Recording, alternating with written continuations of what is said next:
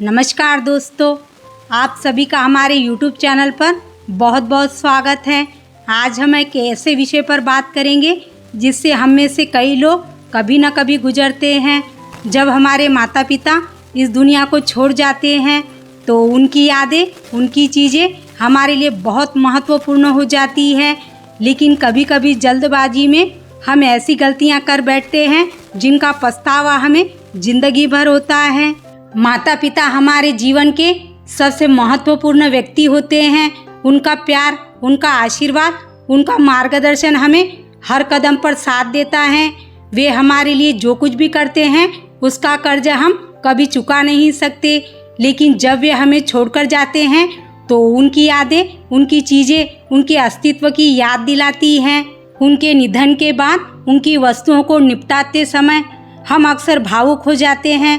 कुछ लोग दुख में होते हैं तो कुछ लोग जगह की कमी के कारण या दूसरों के दबाव में उनकी चीज़ों को फेंक देते हैं।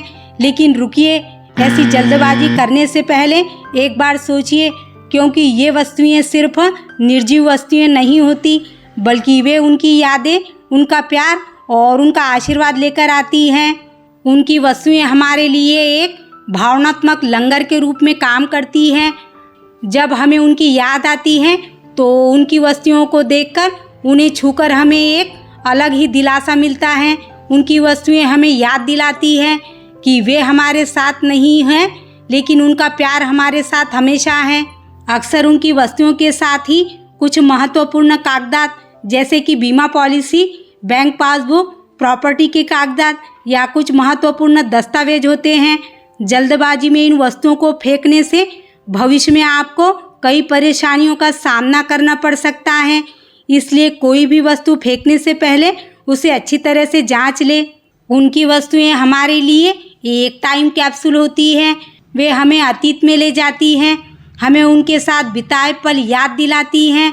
उनके पसंदीदा कपड़े, उनकी किताब, उनका चश्मा, उनकी डायरी, इन हर वस्तुओं में उनकी याद छिपी होती है।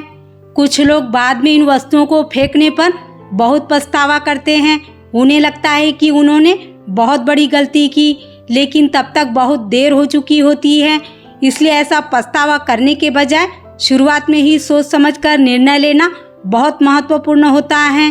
तो करना क्या है, उनकी वस्तुओं को कैसे निपटाना है। जल्दबाजी ना करें, उन्हें जाकर कुछ समय बीतने दें। आपका मन थोड़ा शांत होने पर निर्णय ले।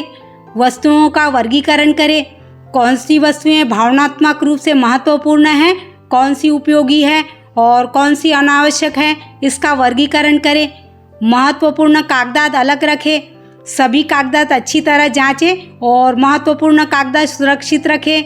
भावनात्मक वस्तुएं सहेजें। उनकी पसंदीदा कपड़े, किताबें, फोटो, गहने जैसी भावनात्मक वस्तुएं सहेजें।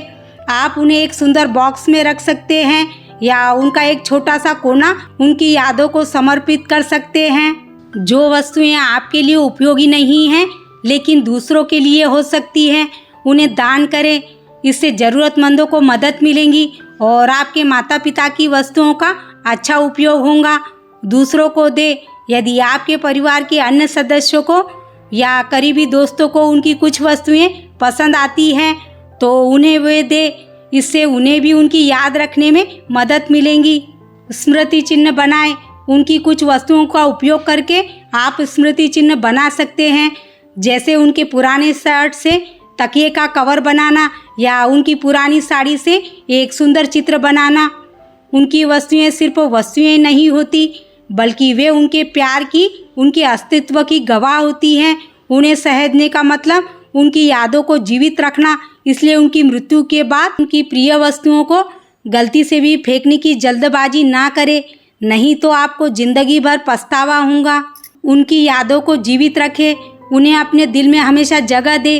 तो दोस्तों, यदि आपने भी अपने माता पिता को खो दिया हो तो ये वीडियो उन्हें समर्पित करें और कमेंट में लिखें, माता पिता का आशीर्वाद हमेशा मेरे साथ है। तो भाई, कैसी लगी आपको यह जानकारी? यदि पसंद आई हो तो वीडियो को लाइक और शेयर ज़रूर करें और ऐसी ही नई नई जानकारी देखने के लिए चैनल को सब्सक्राइब करना ना भूलें।